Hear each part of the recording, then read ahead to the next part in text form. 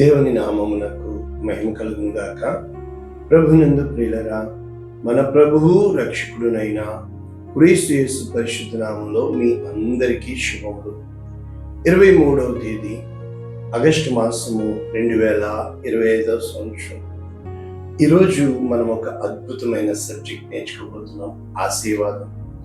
ఈరోజు చాలా మంది ఆశీర్వాదం కావాలనుకుంటున్నాం కదా. ఆశీర్వాదం అంటే అర్థం ఏంటంటే, నీకు ఒక రోగం వచ్చింది, దేవుడు స్వస్థపరిచే దేవుడు యెహోవా రాఫా, కానీ నువ్వు వెంటనే ఏం చేస్తావు? తప్పలేదు, హాస్పిటల్కి వెళ్తావు, అది నేను అంటున్నా. లేకపోతే మెడిసిన్ వేసుకుంటావు, అది నేను అంటలా. కానీ ఈ రోగం ఎందుకు వచ్చింది అని తాడు కట్టుకోవడానికి వెళ్ళినా, ఏ మంత్రశక్తి దగ్గరికి వెళ్ళినా ఆలోచించండి. అంటే నీవు ఆశీర్వాదం అంటే స్వస్థత కావచ్చు, దీవెన కావచ్చు, నీ కష్టాలు కావచ్చు, సమస్యలకి పరిష్కారం కావచ్చు, నీ దీన స్థితికి ధన్యస్థితిని మార్చేది ఏది అని వెతుకుతున్నావో అది ఆశీర్వాదమును వెతుకుతా. కనుక అటువంటి వాగ్దానము ఈరోజు, భూమి ఆకాశములను సృజించిన యెహోవా మిమ్మును ఆశీర్వదించునుగాక. భూమి ఆకాశములను సృజించిన యెహోవా మిమ్మును ఆశీర్వదించునుగాక. కీర్తనలు 134:3 పూర్తి వచనము. భూమి ఆకాశములను సృజించిన యెహోవా సియోనులో నుండి నిన్ను ఆశీర్వదించునుగాక. ఇది అంటే భూమి ఆకాశములను సృజించిన యెహోవా ఎక్కడున్నాడు? సియోనుల నుండి నిన్ను ఆశీర్వదించుగాక. ఇది వాక్యం. ఇంగ్లీష్లో మనం ఒకసారి చూసినప్పుడు, మనము న్యూ లివింగ్ ట్రాన్స్లేషన్ చదివినప్పుడు సామ్స్ 134:3 మే ద లార్డ్ అంటే, ఇప్పుడు కూడా మే ద లార్డ్ అని అంటది. అంటే దేవుడు నిన్ను గాక చేయను గాక. కాబట్టి who made heaven and earth bless you from Jerusalem all Zion. ఈ యెరూషలేంకి సియోనికి తేడా ఏమిటి అనేది కూడా మనము ఈరోజు నేర్చుకుందాం. మొట్టమొదట మనము ఆశీర్వాదం కోసం నేర్చుకుందాం.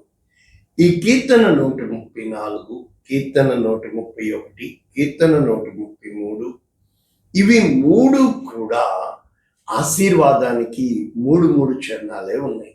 ఉదాహరణకి మొట్టమొదట మనం కీర్తన 131:3 చూస్తే, ఇశ్రాయేలు ఇది మొదలుకొని నిత్యము యెహోవా మీద ఆశ పెట్టుకునము. అంటే ఎలా ఆశ పెట్టుకోవాలి?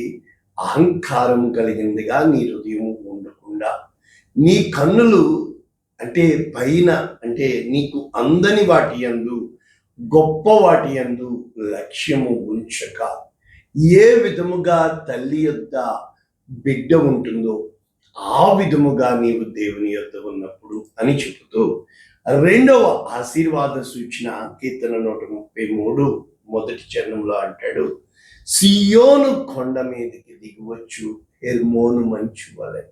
ఎవరు ఉంటారు? అసలు ఇక్కడ ఏముంది? ఆశీర్వాదము, శాశ్వత జీవము. గాడ్ హ్యాస్ కమాండెడ్, దేవుడు ఆజ్ఞాపించాడు. ఎప్పుడు తెలుసా? ఐక్యత కలిగి నివసించాడు. అంటే సమాధానమును నువ్వు ఎప్పుడైతే వెతుకుతావో, ఆశీర్వాదము, శాశ్వత జీవము, సమాధానము వెతికే వారి దగ్గర ఉంటుంది. కనుక ఇవి వాక్యాలు, వాగ్దానాలు. అయితే మనము ఈరోజు ఆశీర్వాదం కోసం నేర్చుకున్నాం కదా. పరిశుద్ధ గ్రంథం తెరిచిన వెంటనే నువ్వు నమ్మినా నమ్మకపోయినా ఆదికాండం 1:1 ఏమని పెట్టారంటే, ఆది యందు దేవుడు భూమి ఆకాశములను సృజించాడు. కనుక దేవుడు భూమి ఆకాశం సృజించాడు. దేవుడు, ఆ దేవుడు నిన్ను ఆశీర్వదించాలని, నమ్మదగిన దేవుడు నిన్ను ఆశీర్వదించాలని నువ్వు కోరుకోవాలి. కాబట్టి మొట్టమొదట భూమి ఆకాశం అంటే, ఆకాశము నీకు పైన ఉన్నది, భూమి కింద ఉంది. భూమి మీద నువ్వు ఉన్నావు, ఆకాశములో దేవుడు ఉన్నాడు. ఆకాశం ఆయన సింహాసనము, భూమి ఆయన పాదపీఠము. కనుక అందరినీ ఆయన ఆకాశము నుండి పరిశోధించి హృదయాలను అంతరంగాలను తొంగి చూస్తున్న దేవుడు నిశ్చయముగా నిర్ణయకాలము నిర్ణయించి నీవు ఎప్పుడు అభివృద్ధి చెందాలో, నీవు ఎప్పుడు ఆశీర్వదించబడాలో ఆయనకు తెలిసే ఉన్నది కనుక కారణం ఏంటంటే ఆకాశము నా సింహాసనం, భూమి నా పాదపీఠం అంటూనే కాకుండా ఆకాశము భూమి దాని నివాసులు నావారు అని దేవుడు నన్ను అడుగుము జనములను స్వాస్యముగా భూమిని దిగంతముల వరకు నీకు సొత్తుగా ఇస్తాను అంటున్నాడు. కనుక ఆకాశములు తన జ్ఞానతో కొలిచిన దేవుడు, భూమిని దాని ఇసుకను కొలత వేసిన దేవుడు, ఆకాశ నక్షత్రములను పేరు పెట్టి పిలుచుచున్న దేవుడు, ఆకాశమందులు మేడగదులు కట్టుకుంటున్న దేవుడు. ఈరోజు మనము యెరూషలేము సియోను మనము చూసినప్పుడు అరేబియా దేశము హాగరుతోను, అక్కడ ఉన్న ఆ సినాయి కొండ ఆ యొక్క యెరూషలేము ఆ యొక్క శారాతోను మరి గలతీలకు రాసిన పత్రిక 4వ అధ్యాయంలో పోల్చబడినట్లు వీరిరువురు 2 నిబంధనలకు సూచనగా పౌలు పోలుస్తున్నట్లు కూడా మనం చూస్తున్నాం. కాబట్టి ఇప్పుడు ఈ సీనాయి కొండ కోసం మనం చూసినప్పుడు ఈ వాగ్దానాలు ఆశీర్వాదాలు చూసిన తర్వాత అసలు దేవుడు ఇశ్రాయేలుని ఆశీర్వదించమన్నాడు కదా. సంఖ్యాకాండము 6వ అధ్యాయం 24 ఏమని చెప్తున్నాడు? యెహోవా నిన్ను ఆశీర్వదించి నిన్ను కాపాడును గాక. అంటే నీవు ఆశీర్వాదము దేవుని నామమును ఇవ్వాలి. యెహోవా నీకు తన సన్నిధిని ప్రకాశింపచేసి నిన్ను కరుణించును. 1 కాపాడాలి, 2 కరుణించాలి, 3 సమాధానము కలుగు చేయాలి. కాబట్టి ఎప్పుడైతే నీవు సమాధానమును వెతుకుతావో ఆయన నిన్ను కరుణిస్తాడు, నిన్ను కాపాడుతాడు. ఎప్పుడైతే నీవు సమాధానం వెతకకుండా పగ ప్రతీకారాలు వెతుకుతావో, మనము ఈ కీర్తనలో ఒక్కసారి భూమి ఆకాశములు సృజించిన దేవుడు ఏమి చెప్పబడుతుంది? కీర్తన 115 అంటాడు. 15లో భూమి ఆకాశములను సృజించిన యెహోవా చేత మీరు ఆశీర్వదించబడిన వారు. అయితే ఏ విధముగా 12వ చరణము నుంచి ఉంటుంది, యెహోవా మమ్మను మర్చిపోలేదు. మనమందరం అనుకుంటాం మమ్మల్ని మర్చిపోయాడని. ఆయన మాత్రమే ఆశీర్వదించే దేవుడు. ఇశ్రాయేలును ఆశీర్వదించును, అహరోను వంశస్థులను ఆశీర్వదించును. దేవుడు ఎవరెవరిని ఆశీర్వదిస్తాడో అందరినీ, పిన్నలనేమి పెద్దలనేమి భయభక్తులు గల వారందరినీ ఆశీర్వదించే దేవుడుగా, మీ పిల్లల్ని అభివృద్ధి పరిచే దేవుడుగా ఈరోజు దేవుడు నీకున్నాడు. మరి ఆశీర్వాదము అంటే ఇందాక నేను చెప్పాను కదా, ఏ విధముగా దేవుని రాజ్యమును వెతుకుతున్నామంటే ఆయన సహాయము కోసం వెతుకుతున్నట్లు, ఆయన రక్షణ కొరకు వెతుకుతున్నట్లు, ఆయన కృప కొరకు వెతుకుతున్నట్లు, ఆయనని నీ జీవితంలో ఆహ్వానిస్తున్నట్లు. ఉదాహరణకి పాలు పెరుగు, రైట్? ఈ పాలు కాసావు, పెరుగు పక్కన పెట్టావు. ఇవి 2 ఎంత కాలం పక్కన పెట్టినా, పాలు పెట్టినా పెరుగు పెట్టినా అది పెరుగు అవ్వదు. ఎందుకంటే పెరుగు సెపరేట్ గా ఉంది, పాలు సెపరేట్ గా ఉంది. ఎప్పుడైతే ఈ పెరుగు కొంచెం పడుతుందో పాలు పెరుగు అవుతుంది. నువ్వు అంతే, దేవుని పక్కన పెట్టిన ప్రతి క్షణము కూడా దేవుడుగా ఉంటున్నాడు, నువ్వుగా ఉంటున్నావు. ఎప్పుడైతే దేవుడు నీలోనికి వచ్చి క్రియ చేస్తాడో పాల వంటి నీ హృదయము పెరుగులా చిక్కబడుతుంది. కొంచెం ఎక్కువ కాలం ఉంటుంది, అది చెడిపోదు. ప్లస్ దాని గుణము వేరే, దీని గుణం వేరే. అంటే ప్రభువునందు ప్రియులారా, ఈ పెరుగు నుంచి వెన్న తీయాలి, వెన్న నుంచి నెయ్యి తీస్తారు, కలకాలం ఉంటుంది.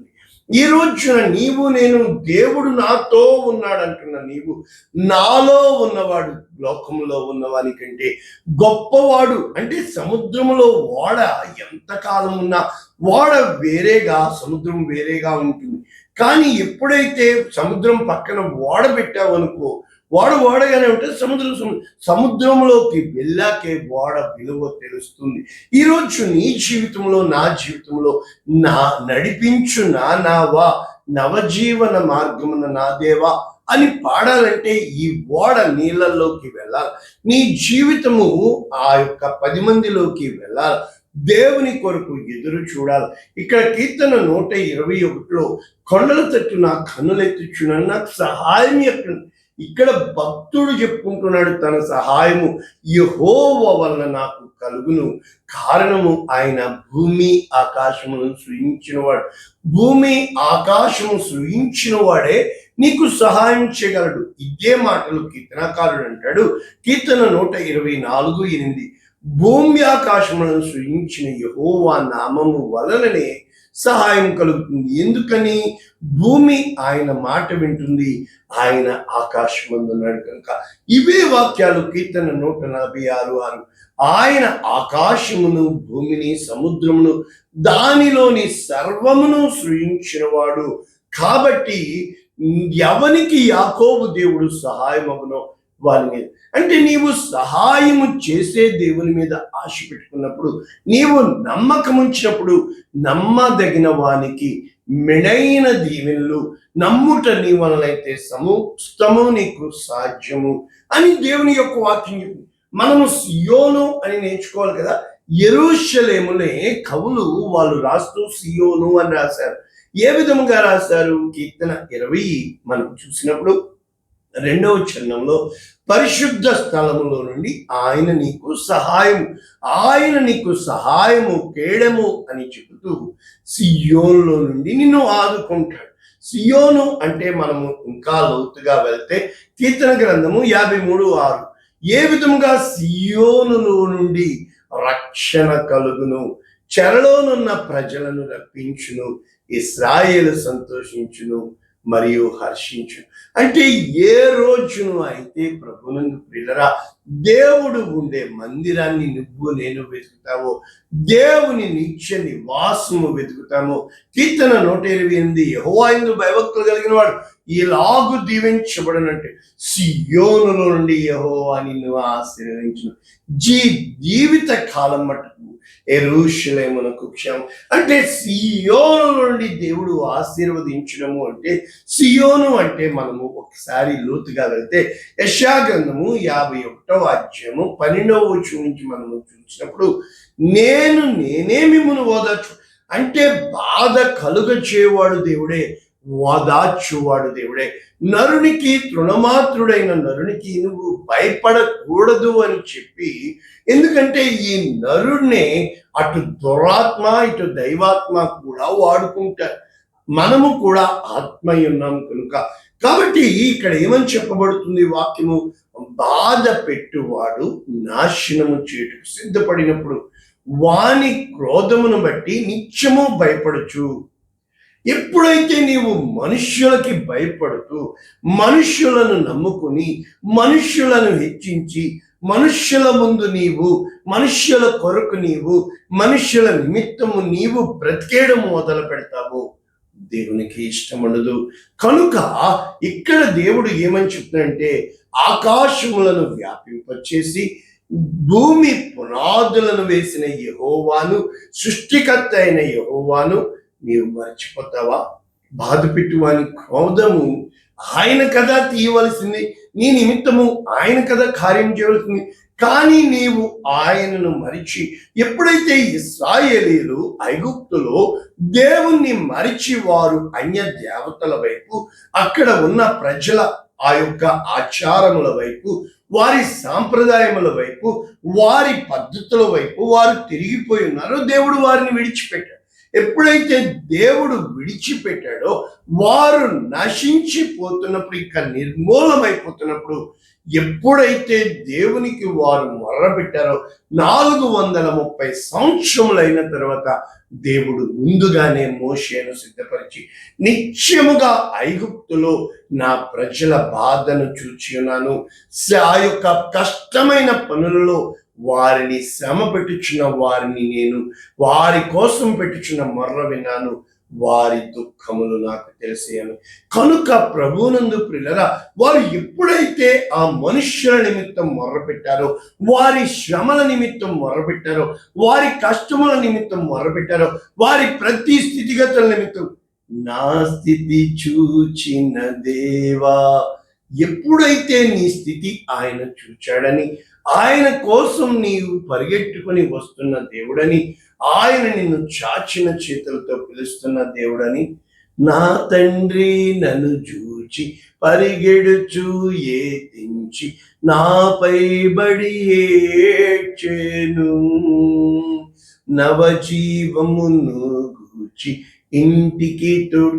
ఎప్పుడైతే దేవుని వైపు నువ్వు వెళ్తావో, ఎప్పుడైతే దేవుని వైపు నీవు లక్ష్యం ఉంచుతావో, ఈ సియోను కోసం మనం నేర్చుకుంటున్నాం కనుక ఇక్కడ యెషయా గ్రంథము 2వ అధ్యాయం 3వ వచనం, సేమ్ టు సేమ్ మీకా గ్రంథం 4వ అధ్యాయం 2వ వచనం. ఆ కాలమున సియోనులో నుండి ధర్మశాస్త్రము, యెరూషలేము నుండి యెహోవా వాక్కు బయలువెళ్ళును. జనులు గుంపులు గుంపులుగా వచ్చి యాకోబు దేవుని మందిరమునకు, యెహోవా పర్వతమునకు మనం వెలుదుము రండి. ఆయన తన మార్గముల విషయమై మనకు బోధించును, మనము ఆయన త్రోవల్లో నడుచును. కనుక సియోను ఎన్నోసార్లు, సియోను ఉత్సాహించి సంతోషించుము, సియోను నీ దేవుడు గాడిద మీద, గాడిద పిల్ల మీద, నీ సియోను నీ రాజు వచ్చుచున్నాడు. కాబట్టి అది కావ్య రూపంలో రాసినట్లు మనం చూస్తున్నాం. ఇంకా మనం హెబ్రీలకు రాసిన పత్రిక 12వ అధ్యాయము మనము చూసినప్పుడు 22వ వచనం నుంచి మనకు ఈ సియోను కొండ కోసము ఇక్కడ రాయబడినట్లు చూస్తున్నాం.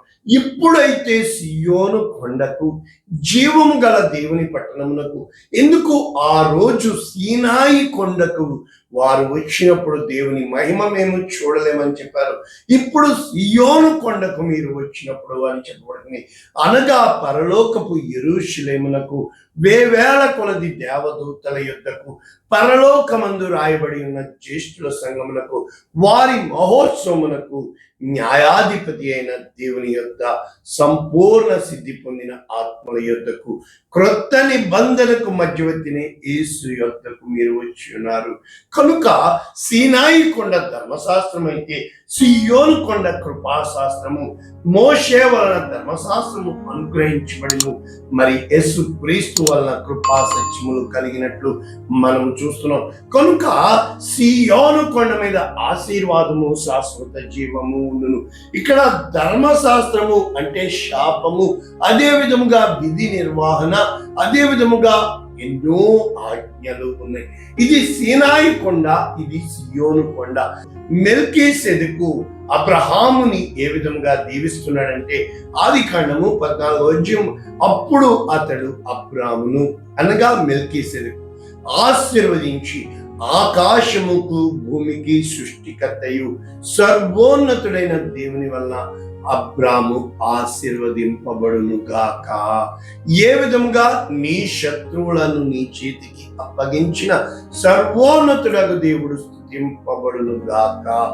అతనికి మెల్కీసెదెకు దేవుడికి అంటే యాజకునికి అబ్రాము 10వ భాగం, 10వ భాగం ఇచ్చినట్లు చూస్తున్నాం. ఈ రోజున సీనాయి కొండ, సియోను కొండ ఎరిగిన బిడ్డ, ఈ రోజున దేవుని గుణగణాలు ఎరిగిన బిడ్డ, దేవుని హృదయాన్ని నేర్చుకున్న బిడ్డ, ఇప్పటికైనా దేవుణ్ణి దేవునిగా కనపరచగలుగుతున్నావా? దేవుణ్ణి దేవునిగా మహిమపరచగలుగుతున్నావా? దేవుణ్ణి దేవునిగా స్తుతించగలుగుతున్నావా? దేవుని కోసము నీవు నిలబడగలుగుతున్నావా? అయితే ఈరోజు ఈ వాక్యము, సియోనులో నుండి యెహోవా నిన్ను ఆదరించే దేవుడుగా, సియోనులో నుండి యెహోవా నిన్ను ఆశీర్వదించే దేవుడుగా, సియోనులో నుండి యెహోవా నీకు సహాయము పంపించే దేవుడుగా, సియోను అనే తన నివాస స్థలములో నుండి నిన్ను తొంగి చూచే దేవుడుగా, ఆయన దేవుడుగా గల జనులు ధన్యులు. కనుక ఆయన కృపను బట్టి, నరులకు చేయు ఆశ్చర్య కార్యములను బట్టి దేవుడు మహిమ పరచబడును గాక. ప్రార్థన చేసుకున్నాం. పరిశుద్ధుడా, ప్రేమ కలిగిన తండ్రి, విత్తబడిన వాక్యమును నిరాలుగా దీవిస్తూ అనేక మందికి ఆశీర్వాదముగా, అనేక మందికి దీవెనకరంగా, అనేక మందిని నాయన ఆదరించి, ఆశీర్వదించి, చెయ్యి పట్టి లేవనెత్తేదిగా నీ కృపా సహాయము కలుగును గాక అని నిత్యముగా నీ యొద్దకు వచ్చి వారిని నువ్వు ఎంత మాత్రం త్రోసివేయమని, ఏ దేవుడు అబ్రహామును ఆశీర్వదించిన దేవుడు, భూమి ఆకాశమును సృజించిన దేవుడని ఏ దేవుడు యోనా చెబుతున్నాడో, ఆకాశమందు ఆసీనుడై భూమికి సముద్రమునకు సృష్టికర్త అయిన దేవుని యందు నేను విశ్వాసం, అటువంటి కృప మాకు అనుగ్రహించమని యేసునామములో దీవిస్తున్నాము తండ్రి. ఆమేన్. God bless you all. దేవుడు మిమ్మల్ని దీవించును.